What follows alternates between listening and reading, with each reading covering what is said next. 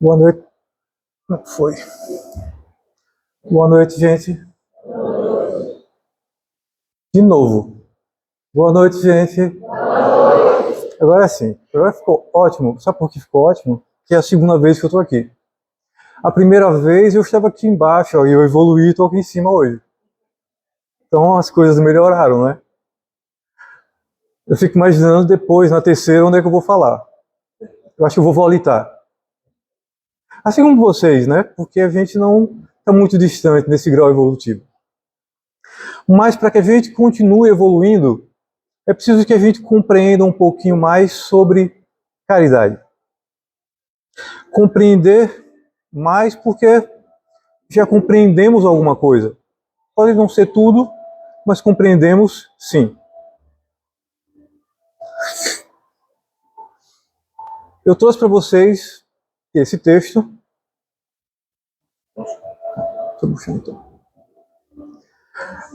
Este e alguns outros para nos conduzir no nosso raciocínio, no nosso entendimento, na nossa compreensão. A caridade, de acordo com definições de dicionários, é um sentimento ou uma ação altruísta de ajuda a alguém sem recompensa.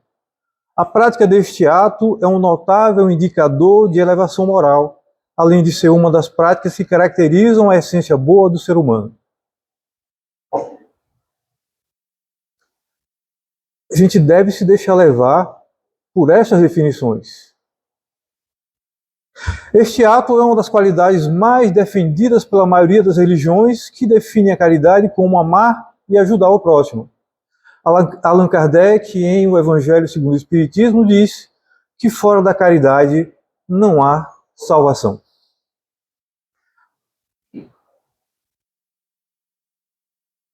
Começando pelo final, o que seria salvação? A gente, creio que a maioria de nós aqui presentes, tivemos uma formação religiosa oriunda da Igreja Católica. E a gente ouve dizer, Jesus morreu na cruz para nos salvar. Salvar de quê? Nos levar para onde? Por que necessitamos fazer caridade? Porque sem caridade nós não teremos salvação.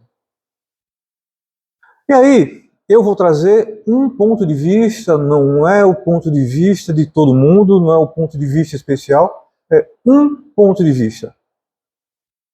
Classificação dos mundos. No conceito universal, encontramos mundos de diferentes categorias. Mundos primitivos, mundos de provas e expiações, mundos de regeneração, mundos ditosos e mundos celestes ou divinos. Podemos enxergar pelo quadro mundo primitivo lá embaixo, expiação e provas, regeneração, ditosos e divinos. E nós nos encontramos ainda no segundo degrau, mundo de provas e expiações. O que queremos? Queremos mudar de patamar. Queremos passar para o mundo de regeneração. E fora da caridade não haverá esta evolução.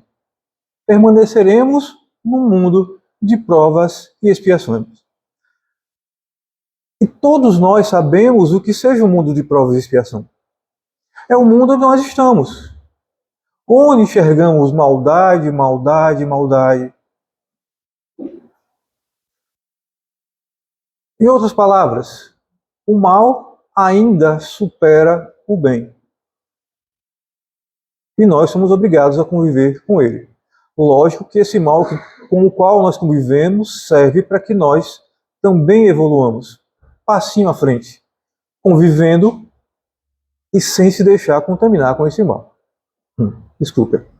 Então, eu trago essa orientação. Se quisermos mudar de patamar, sairmos do mundo de provas e expiação e passarmos para um mundo em regeneração, precisamos agir com caridade.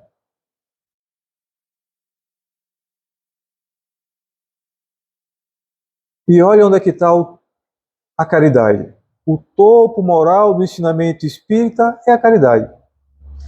Isso está muito bem contextualizado em O Evangelho segundo o Espiritismo, no capítulo 15, particularmente no item O Mandamento Maior, onde Kardec reúne o ensinamento de Jesus e a moral espírita na síntese do maior mandamento de todos. Amar a Deus sobre todas as coisas e ao próximo como a ti mesmo.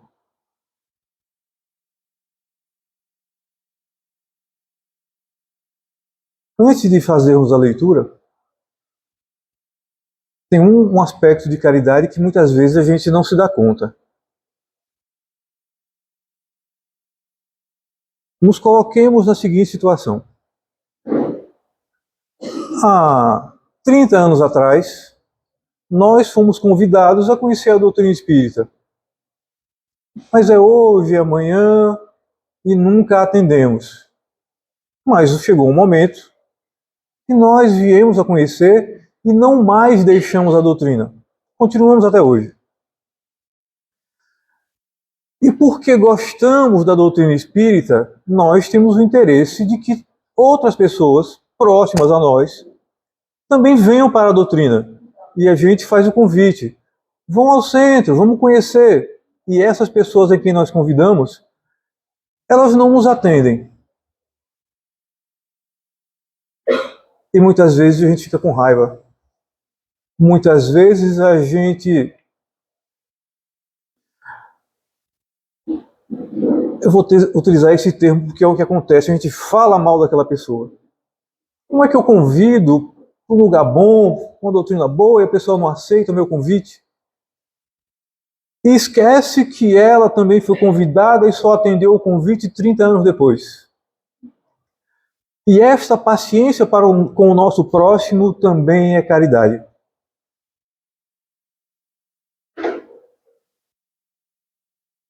E essa paciência nós temos que ter para com todas aquelas pessoas que nos cercam. Seja lá onde for e seja que tipo de relacionamento for. Precisamos ser tolerantes, pacientes para com todos. Porque a caridade é muito mais do que dar um bem material, entregar um bem material, e nós veremos daqui a pouco. Eu já tinha passado, perdão. Esse texto aqui é bem conhecido de todos. Então dirá o rei aos que estiverem à sua direita: vinde, benditos de meu Pai, tomai posse do reino que vos foi preparado desde o princípio do mundo. Porquanto tive fome e me deste de comer, tive sede e me deste de beber, careci de teto e me hospedaste. Estive nu e me vestiste, achei-me doente e me visitastes, estive preso e me fostes ver. Então responder-lhe-ão os justos: Senhor, quando foi que te vimos com fome e te demos de comer? Ou com sede e te demos de beber? Quando foi que te vimos sem teto e te hospedamos? Ou despido e te vestimos? E quando foi que te soubemos doente ou preso e fomos visitar-te?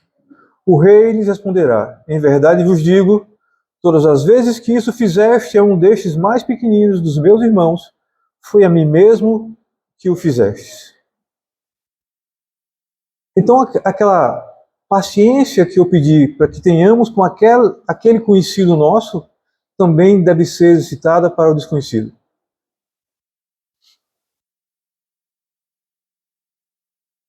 Segue o texto.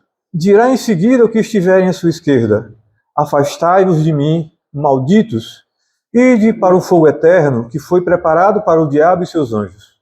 Porquanto tive fome e não me deste de comer, tive sede e não me deste de beber, precisei de teto e não me agasalhastes, estive sem roupa e não me vestistes, estive doente e no cárcere e não me visitastes.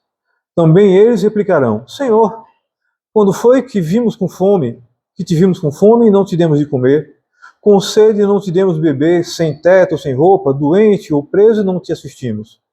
Ele então lhe responderá: em verdade vos digo, todas as vezes que faltaste com assistência a um destes mais pequenos, deixaste de tê-la para comigo mesmo. Conhecidos ou desconhecidos, todos aqueles que se acercam de nós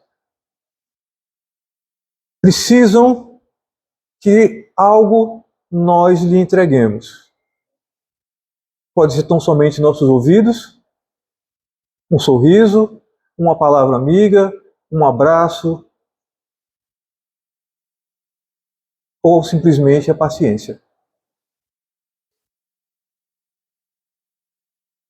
Neste capítulo 15, que foi lido com leitura preparatória, temos a instrução dos Espíritos, continuando a nos dizer que fora da caridade não há salvação. Está no tópico 10. Meus filhos, na máxima fora da caridade não há salvação, estão encerrados os destinos dos homens, na terra e no céu. Olha, fora da caridade não há salvação, é o nosso destino. Na terra e no céu. Na terra, porque à sombra desse estandarte eles viverão em paz. No céu, porque os que a houverem praticado acharão graça diante do Senhor. Ou seja, enquanto encarnados, devemos fazer caridade. Porque a caridade vai nos dar paz de espírito, vai nos trazer bem-estar. E no céu, porque Jesus nunca falhou com suas promessas. Ele nos disse que iria antes preparar um lugar para nós. E ele foi antes, e o nosso lugar está preparado. Nós é que não tomamos assento, porque nós é que não nos preparamos. O bem que fazemos aqui é nosso advogado em todos os lugares. Por isso que a caridade, ela funciona nos dois mundos. E não funciona somente para nós, funciona para aquele que recebe a caridade. Funciona para aquele que vê a atuação da caridade em movimento, porque ela é contagiante.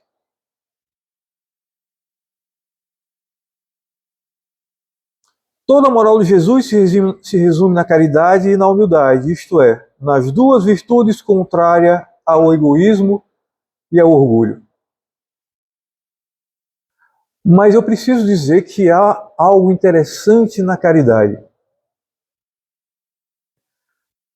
que eu tenho visto. Há pessoas que participam comigo de algumas atividades assistenciais. Inicialmente ia com muita alegria. Só que essa pessoa deixou de fazer os trabalhos. Porque cada vez que ela estava ali atuando e ela via alguém melhorando, ela se sentia incomodada. Porque na sua cabeça, aqueles que estão por baixo devem continuar por baixo para que você continue por cima, para que aquele que está lá embaixo lhe seja grato o tempo inteiro.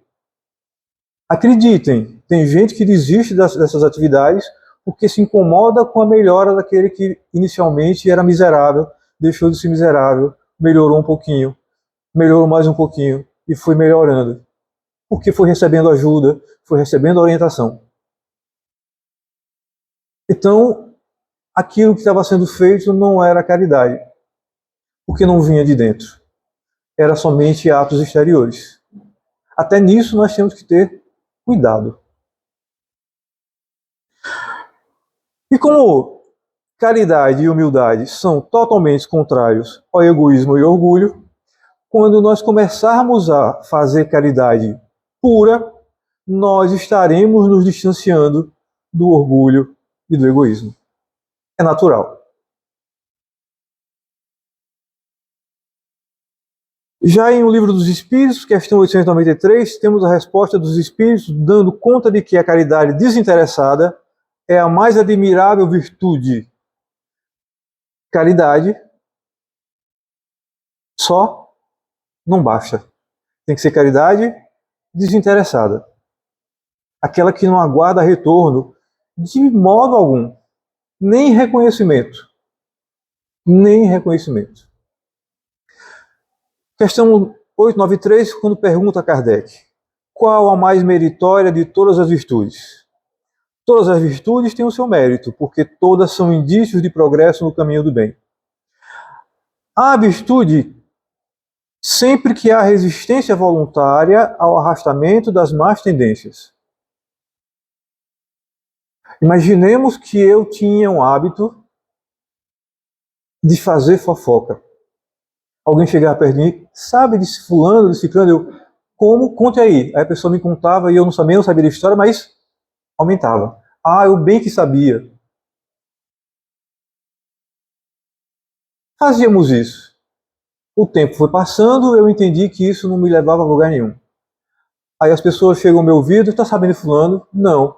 Como não? Não sei e agora não é a hora. A gente para. Ou seja, voluntariamente nós estamos resistindo a más inclinações. Já é caridade. Vejam como caridade está em tudo. Mas a sublimidade da virtude consiste no sacrifício do interesse pessoal para o bem do próximo. Sem segunda intenção. A mais meritória é aquela que se baseia na caridade mais desinteressada. De novo, caridade desinteressada. Não é aquela caridade que eu estou chegando no local e alguém vem me pedir esmolas e eu, toma, chega, para me livrar. Isso não é caridade desinteressada. Você está fazendo por um objetivo. Todavia, ainda no Livro dos Espíritos, temos as questões 886, 887 e 888 que nos alertam sobre o sentido da caridade, da justiça e amor ao próximo. Trata-se da parte terceira das leis morais, capítulo 11, tópico 10, lei de justiça, de amor e de caridade, caridade e amor do próximo.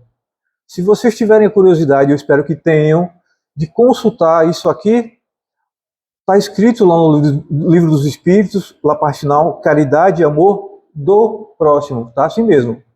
Eu tive o cuidado de verificar 3 edições diferentes para ver se era assim mesmo, e está escrito assim, amor do próximo. E essas questões elas nos ensinam algo bem interessante. E uma delas me trouxe um alívio, vocês não sabem quanto me trouxe alívio, porque quando a gente ouve assim, conhecereis a verdade, ela vos libertará. E a gente ouve essa frase e coloca ela longe de nós, ela fica sem sentido. Mas quando a gente traz para perto ou para dentro de nós, faz um sentido enorme, vocês vão entender daqui a pouco. Só antecipei. Pergunta a Kardec. Qual o verdadeiro sentido da palavra caridade? Como a entendia Jesus? Benevolência para com todos, indulgência para as imperfeições dos outros e perdão das ofensas. Em algum momento vocês enxergaram Jesus falando em doação de bens materiais? Não. Não que isso não seja caridade. Mas os espíritos que vieram nos auxiliar no nosso crescimento moral dizem que a caridade no entendimento de Jesus é benevolência para com todos, indulgência para as imperfeições dos outros e perdão das ofensas. Quando aquele meu amigo que eu convido insistentemente não atende, não aceita o meu convite, eu tenho que ser indulgente com ele. Entender que cada um tem o seu tempo. Cada um tem o seu momento. Quando eu, de graça, eu faço o bem, eu estou sendo benevolente. E quando eu sofro ofensas e não revido, basicamente eu estou começando a perdoar.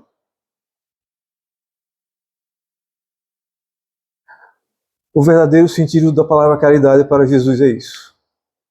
E é isto que está faltando a todos nós nos dias atuais.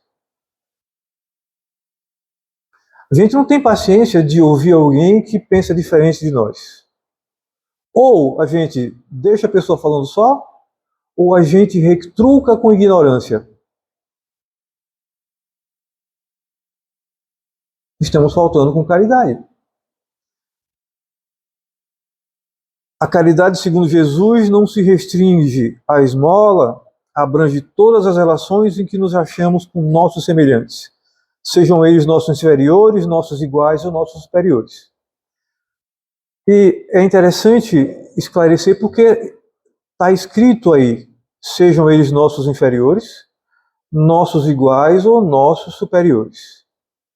É porque nós convivemos com espíritos inferiores a nós aqui encarnados? Sim. Nós convivemos com espíritos de grau de elevação igual ao nosso? Sim. E nós convivemos com espíritos superiores a nós? Também.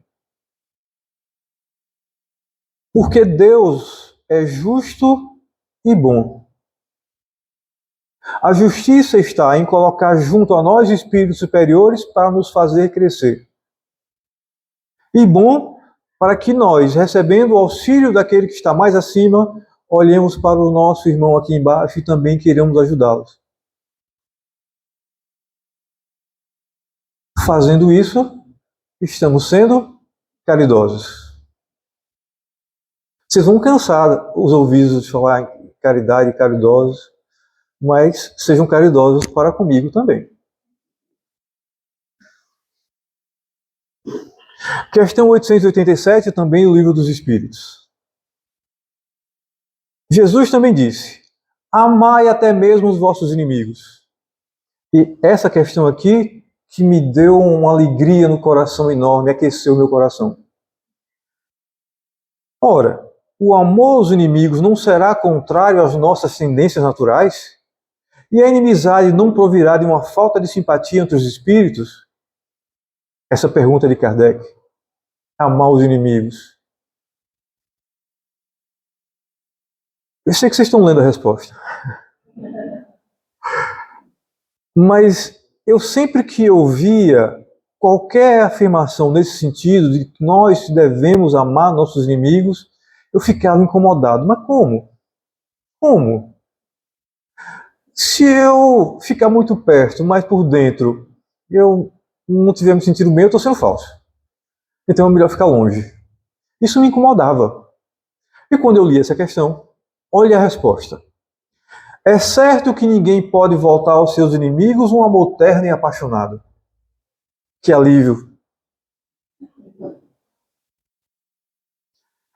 Não foi isso que Jesus pretendeu dizer. Amar os inimigos é perdoar-lhes e retribuir o mal com o bem. Eu não preciso andar de mão dadas, eu não preciso abraçar, eu não preciso andar de beijinho nem de falsidade.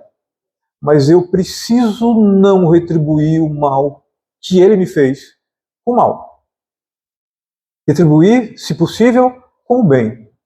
Se eu não tiver como retribuir com o bem, não faço nada. Mas não arrasto isso para o resto da vida. Não levo rancor. Não levo mágoa. Interessante, né? A espiritualidade está sempre pronta a nos ajudar, a nos entregar respostas, desde que a gente busque. E essa pergunta chegou para mim porque eu ficava procurando resposta para isso. Mas não é possível. O indivíduo, coisa simples, vou falar aqui. O indivíduo pisou no meu pé, esfregou, olhou para mim e deu um sorrisinho. Como eu vou amar o meu inimigo, pelo amor de Deus? Eu estou com o dedo inchado, quebrado, mas... Sabe como a gente faz isso? Aí a espiritualidade vem e diz, não é para andar de mão dadas, não é assim, mas é não retribuir o mal com o mal. Não é você sair atrás dele para pisar no pé como a gente fazia. A gente, quando era jovenzinho, primeiro dia de aula, tênis branco, todo mundo vinha pisar, a gente pisava de volta. Não é isso. Não é o pisar de volta. É não pisar. Não é achar gostoso o pisão. Não é isso. É não revidar. É não passar o ano letivo inteiro lembrando, o primeiro dia de aula, que pisou no meu pé. Sujou meu tênis, novinho. Não é isso. É esquecer de verdade. Porque se a gente carrega, na primeira oportunidade, a gente dá o troco. Porque somos assim. Somos falíveis. Mas se a gente perdoa, pode ter certeza que a oportunidade vai aparecer e a gente não vai sentir vontade de fazer mal nenhum. De jeito nenhum.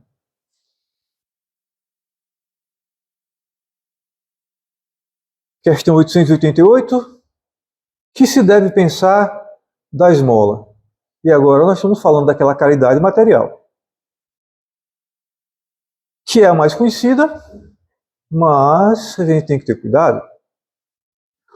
O homem condenado a pedir esmola se degrada física e moralmente, embrutece-se.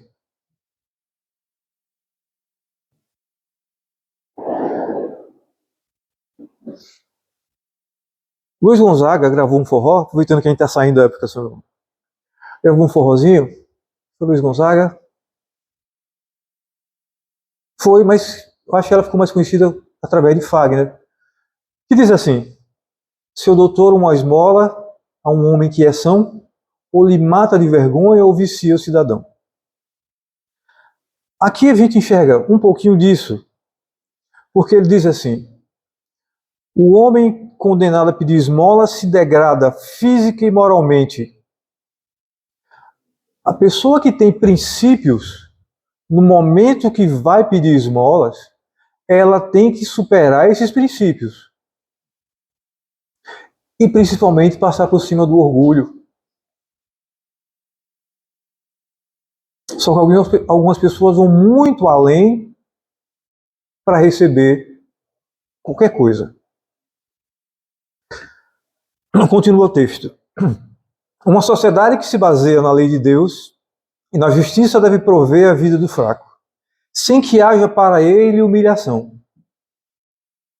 Deve assegurar a existência dos que não podem trabalhar, sem lhes deixar a vida à mercê do acaso e da boa vontade de alguns. Essa é a resposta dos Espíritos sobre a pergunta que se deve pensar da esmola. Podemos dar esmola? Podemos. Mas o ato de fazer a entrega da esmola faz muita diferença. Para quem recebe e para nós que entregamos. Para quem recebe, porque vai atender sua necessidade. E para nós que entregamos, porque vai apagar ou acender as nossas luzes interiores. Assim como uma casa espírita é um farol, cada um de nós, na tarefa do bem, somos uma lanterna. Quanto mais fazemos, mais ela brilha. Desde que o façamos esquecendo um pouquinho do orgulho e um pouquinho do egoísmo. Ainda na mesma questão, a letra A, dá-se-á reproveis a esmola? Kardec insiste. Primeiro ele pergunta o que dispensa da esmola. E depois ele dá. É reprovável da esmola? Os espíritos respondem, não. Um não seco, categórico. Mas não foi um não ignorante, não. Foi um não com doçura. E continuaram. O que merece reprovação não é a esmola, mas a maneira por que habitualmente é dada. E eu falei mais cedo. Se eu dou esmola para me livrar daquela pessoa, ela está recebendo, vai ser útil para ela, mas o meu ato, não. O homem de bem, que compreende a caridade de acordo com Jesus, vai ao encontro do desgraçado, sem esperar que ele lhe estenda a mão. Isso que todos nós precisamos começar a fazer. Precisamos receber as lições dentro das casas espíritas e ir para o mundo pregar. Mas não pregar simplesmente com a palavra, mas pregar através dos nossos exemplos e dos nossos atos, nossas atitudes. Elas que devem falar por nós. Aqui na cidade de Aracaju, nós encontramos várias pessoas necessitadas, várias maneiras de ajudar. E a gente precisa exercitar. Ah, mas eu não sei como fazer, aonde ir. Quando você colocar esse propósito na sua mente, a oportunidade de fazer vai aparecer. Porque quando o trabalhador está pronto, o trabalho aparece. É preciso que tenhamos essa propensão. Eu quero fazer. Acreditem. Acreditem. É muito bom estarmos todos aqui na Casa Espírita. Ótimo, excelente. Porque quando aqui chegamos, trazemos irmãos que precisam dessa energia, precisam do trabalho do mundo invisível. Mas nós precisamos levar da Casa Espírita a luz que aqui recebemos, a orientação que aqui adquirimos. O conforto que aqui recebemos devemos dar, devemos levar, devemos dividir. Devemos fazer, olha lá de novo, caridade.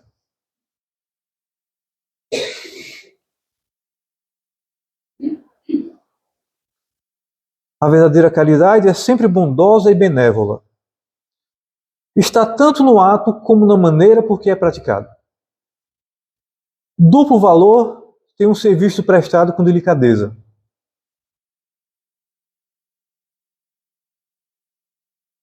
Se o for com arrogância, pode ser que a necessidade obrigue quem recebe a aceitá-lo, mas o seu coração pouco se comoverá. E aqui eu vou lembrar de André Luiz, no livro Nosso Lar. Vocês conhecem André Luiz, né? André Luiz é nosso amigo. Eu não sei se todos nós somos amigos dele, mas André Luiz é nosso amigo. Quando eu estou num local onde a maioria das pessoas não são espíritas, eu digo, eu tenho um amigo, André Luiz, que ele me diz isso e isso. As pessoas, esse amigo é sábio. Pois é, não preciso dizer. Porque às vezes quando a gente diz que é espírita, a pessoa sai correndo, né? Quando não sai correndo, se arrepia, mas tudo bem. E aí, a passagem de André Luiz é quando ele pergunta a Narcisa como ele recebeu, porque Narcisa falou que ele mesmo tinha recebido orações de pessoas que o ajudaram a sair do umbral. Aí ele, mas como? Eu não fiz bem a ninguém? Narcisa respondeu para ele que quando você atendia, mesmo nas pressas, as pessoas continuam gratas a você até hoje e nas suas orações pedem a Deus por você. Então vejam, mesmo a bondade e a misericórdia de Deus é imensa. Mesmo quando aquela caridade que nós fazemos, ela não é desinteressada, ela é feita para a gente se livrar de alguma coisa, mesmo assim, Deus diz, eu vou aproveitar, porque ele é meu filho. E ele aproveita. Mas não aproveitemos da bondade de Deus. Vamos fazer melhor. Vamos fazer por caridade, por bondade, não simplesmente para nos livrarmos de alguém ou de alguma coisa. Lembrai-vos também de que, aos olhos de Deus, a ostentação tira o mérito ao benefício. Onde é que está isso aqui? No Evangelho de Jesus. Mão direita, mão esquerda. Que uma não veja o que a outra faz. A gente não precisa de público para estar fazendo o bem. A gente precisa fazer o bem. E pronto. Disse Jesus, ignore a vossa mão esquerda o que a direita der. Por essa forma, ele vos ensinou a não tisnar de a caridade com orgulho. Ou seja, a não executar e marcar a caridade com orgulho. A gente não ganha muito. Eu ia dizer que a gente não ganha nada, mas eu acabei de dar um exemplo dizendo que a gente ganha alguma coisa. Opa! Pronto. Acabaram os slides. E agora vocês estão perdidos. Porque eu vou falar sem limite.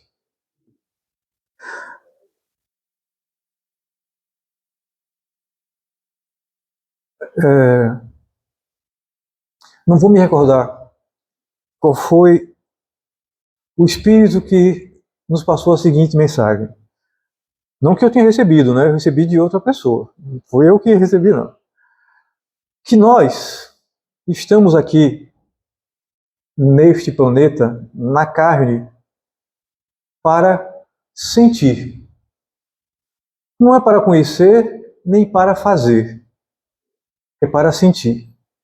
Mas sentir o quê? Sentir compaixão, sentir amor pelo nosso próximo, misericórdia. Sentir. Por quê?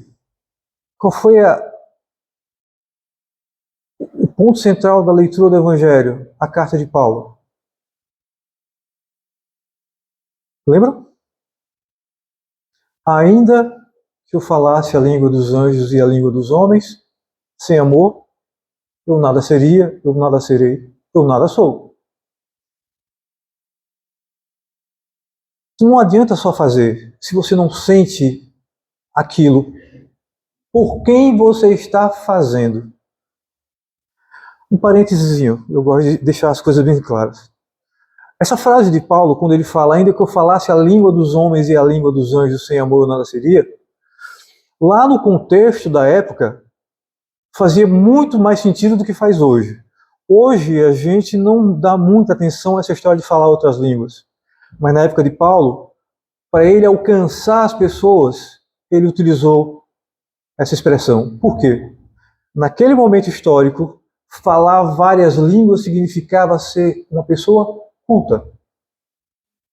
Então ele dizia, não adianta eu ser culto, não adianta eu conhecer o mundo se eu não amar as pessoas. Ou se as coisas que eu fizer, eu não colocar amor. De nada adianta eu saber de cor, eu não sei, as questões do livro dos Espíritos. Não adianta eu saber. Se eu não sentir, é bom saber? É. Se eu souber e sentir, é melhor. E se eu souber, fizer sentindo, melhor ainda. Porque as frases que a gente ouve de Jesus, de Kardec, de tantos outros benfeitores, elas não são em vão. Quando Jesus fala, conhecereis a verdade, ela vos libertará. Quando Kardec diz, espíritas, instruí-vos, é para isso. Para que a gente conheça a verdade, essa verdade nos liberte e a gente saia pelo mundo não mais sendo lanternas, mas sendo sóis. Iluminando, guiando, atraindo. É disso que a gente precisa quando fala e pensa em caridade.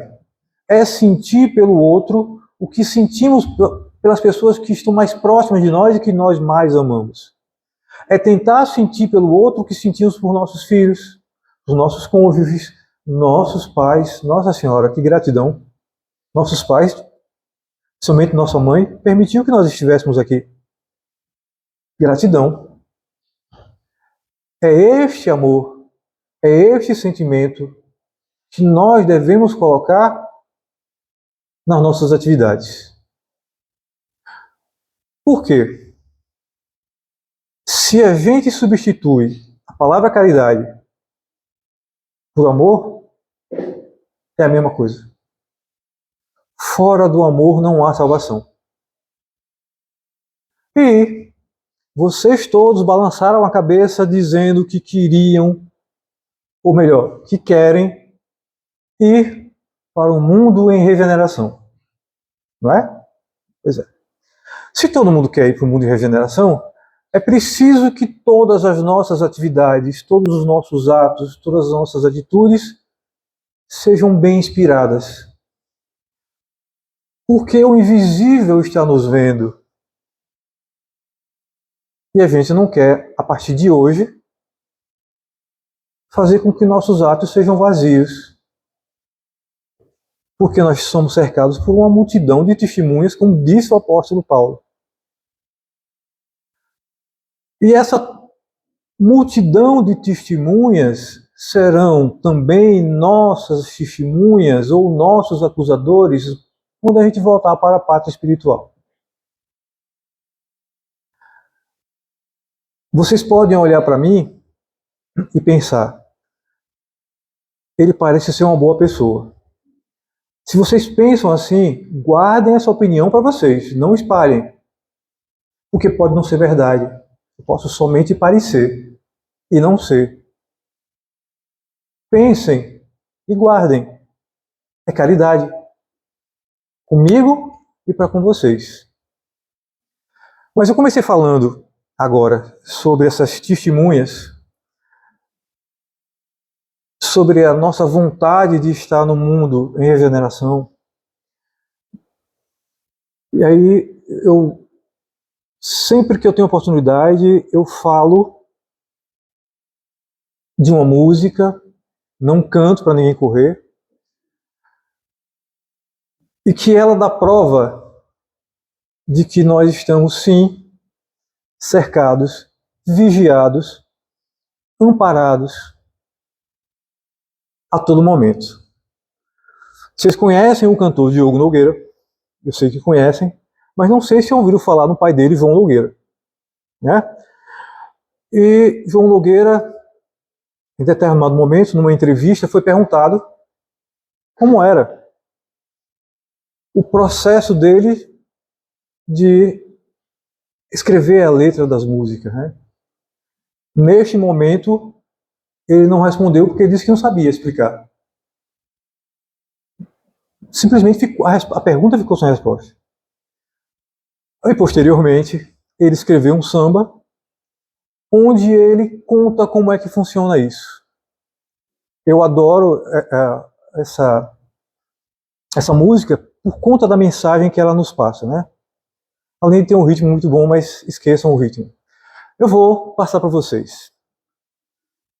A música diz assim: não, ninguém faz samba só porque prefere. Força nenhuma no mundo interfere sobre o poder da criação. Não, não precisa se estar nem feliz nem aflito, nem se refugiar em lugar mais bonito em busca da inspiração. Não. Ela é uma luz que chega de repente. Com a rapidez de uma estrela cadente, acende a mente e o coração. Faz pensar que existe uma força maior que nos guia, que está no ar, bem no meio da noite ou no claro do dia. Chega a nos angustiar. E o poeta? O poeta se deixa levar por essa magia. E o verso vem vindo, e vem vindo uma melodia que o povo começa a cantar. Nos deixemos levar por essas inspirações do alto, que querem nos levar para o caminho do bem, o caminho da paz, da fraternidade, do amor. Deixemos, nos coloquemos à disposição. E a coisa vem. Porque as testemunhas estão somente esperando a gente lavar as mãos e falar: estou pronto. Aí a enxada vem, a vassoura, seja lá o que for, mas o trabalho aparece. Aí, assim, nós estaremos sentindo, sabendo e fazendo muito pelo nosso próximo.